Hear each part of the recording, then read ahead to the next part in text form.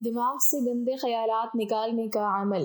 حضرت علی رضی اللہ تعالیٰ عنہ نے فرمایا، ایک شخص حضرت علی رضی اللہ تعالیٰ عنہ کے پاس آیا اور اس نے عرض کیا، اے علی، اکثر اوقات میرے ذہن میں گندے خیالات آتے ہیں، ان سے چھٹکارا کیسے پائیں؟ تو حضرت علی رضی اللہ تعالیٰ عنہ نے فرمایا، بسم اللہ الرحمن الرحیم۔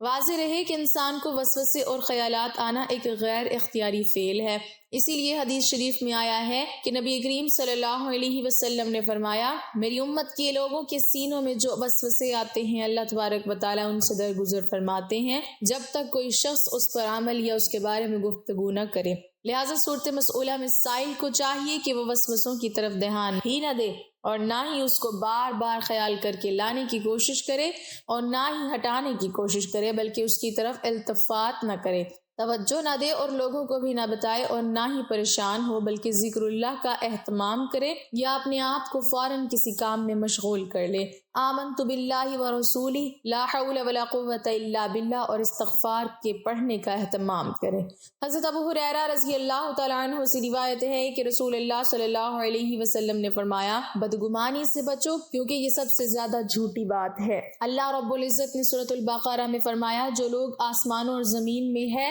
سب اللہ ہی کا ہے، اور اگر تم ان باتوں کو ظاہر کرو گے جو تمہارے نفسوں میں ہیں یا ان باتوں کو چھپاؤ گے تو اللہ تعالیٰ تم سے ان کا حساب لے گا، پھر جسے چاہے گا بخش دے گا اور جسے چاہے گا عذاب دے گا، اور اللہ ہر چیز پر قدرت رکھنے والا ہے۔ اس آیت کے سیاق و سباق کو مد نظر رکھا جائے تو یہ بات بخوبی واضح ہو جاتی ہے کہ اس سے پہلے اللہ تعالیٰ نے گواہی کو ظاہر کرنے کا حکم دیا اور گواہی کے چھپانے سے منع فرمایا۔ لہٰذا اگر کوئی شخص معاملے کو جانتے ہوئے اصل بات چھپائے تو اللہ تعالیٰ دلوں کا حال بخوبی جانتا ہے، وہ ضرور حساب لے گا۔ جس طرح اللہ تعالیٰ اپنی مخلوق کے تمام اعمال کا محاسبہ فرمائیں گے، ان اعمال کا جو انسان کر چکا، اور اس بات کا بھی کہ جس چیز کے چھپانے اور جس چیز کے ظاہر کرنے کا حکم فرمایا، کیا انسان نے اس پر عمل کیا؟ صحیح بخاری اور مسلم میں حضرت عبداللہ عمر رضی اللہ تعالیٰ عنہ سے منقول ہے کہ رسول اللہ صلی اللہ علیہ وسلم نے فرمایا، مومن کو قیامت کے دن اللہ تعالیٰ کے قریب کیا جائے گا، یہاں تک کہ اللہ تعالیٰ اس کے ایک ایک گناہ کو یاد دلائیں گے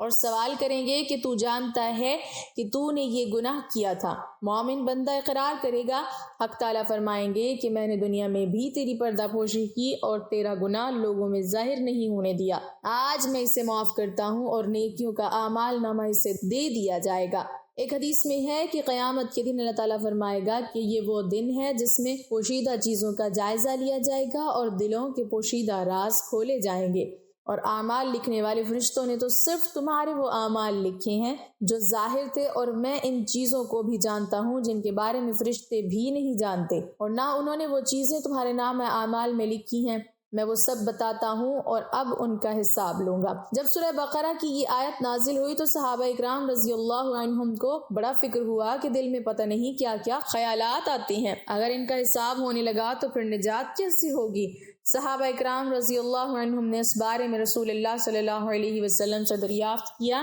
آپ نے فرمایا، جو کچھ اللہ تعالیٰ نے فرمایا ہے اسے سن لو اور اس کی اطاعت کرو اور مان لو۔ پھر قرآن مجید کا یہ جملہ نازل ہوا، یعنی اللہ تعالیٰ کسی شخص کو اس کی قدرت سے زائد تکلیف نہیں دیتا، لہذا اس بارے میں بڑی واضح بات ذہن میں رکھنی چاہیے کہ انسان کی فطرت ہی ایسی ہے کہ اگر اس کے ذہن میں کوئی خیال آئے تو اس کو روکا نہیں جا سکتا، لہذا جب انسان خیالات کی خود بخود آنے پر قدرت نہیں رکھتا تو اللہ تعالیٰ اس پر مواخذہ بھی نہیں فرمائیں گے۔ یہ بات بھی پیش نظر رہے کہ ایک ہے خیالات کا آنا، ایک ہے خیالات کا لانا، دونوں میں فرق واضح ہے۔ خیالات آ جائیں ان کے روکنے پر تو قدرت نہیں، لیکن خیالات لانے پر یا نہ لانے پر تو انسان قادر ہے، لہٰذا اگر کوئی جان بوجھ کر برے خیالات کو ذہن میں لائے تو اس پر پکڑ ہوگی، جیسے تکبر کا خیال، حسد، بغض، کینہ، دشمنی، لالچ اور دوسرے گناہوں کا خیال لانا اور ذہن میں اسے جگہ دینا، یہ برا ہے، لیکن اگر یہ خیالات خود بخود آ جائیں تو پکڑ نہیں ہوگی،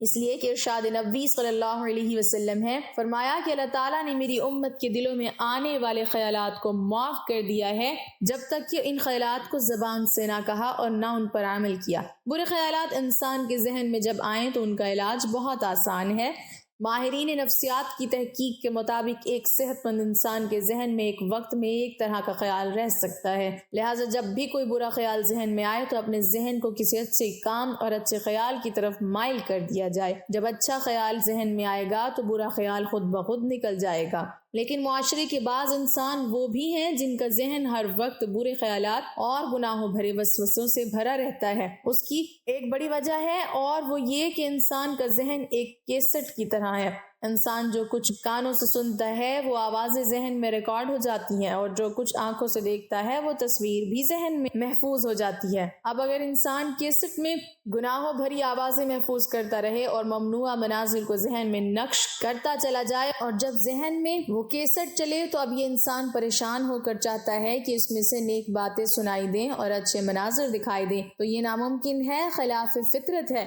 اس لیے اگر انسان اپنے سننے کی چیزوں کو پاکیزہ بنا لے، دیکھنے اور پڑھنے کی چیزوں کو پاکیزہ بنا لے، تو انشاءاللہ دل میں آنے والے برے خیالات سے چھٹکارا ہو جائے گا۔ اللہ تعالیٰ چونکہ ہمارے ذہن میں چھپائی جانے والی اور ظاہر کی جانے والی باتوں کا بہرحال حساب لے گا، اس لیے ہمیں زندگی اس طرح گزارنی ہوگی کہ اگر کچھ باتیں ہمارے ذہن میں دوسروں کے فائدے کی ہوں وہ ضرور بتائیں، انہیں نہ چھپائیں، جیسے گواہی چھپانے سے منع فرمایا، اور ایسی باتیں جن سے دوسروں کی اصلاح ہو سکتی ہو، اور بہت سی ایسی باتیں جن سے کسی کو دینی یا دنیاوی فائدہ پہنچ سکتا ہو، اور اگر کسی کے بارے میں بری باتیں معلوم ہو جائیں تو اسے چھپایا جائے۔ رسول اللہ صلی اللہ علیہ وسلم نے یہی ہدایت دی ہے کہ جو کوئی دوسرے مسلمان کا عیب چھپائے گا، اللہ تعالیٰ قیامت کے دن اس کے عیوب کو چھپائے گا، اور انسان بھرپور کوشش کرے کہ اس کے ذہن میں اچھے خیالات آئیں، برے خیالات پر پریشان ہونے کی بجائے ان کا علاج کرے، اپنے دیکھنے، سننے اور پڑھنے کی چیزوں کو پاکیزہ بنائے،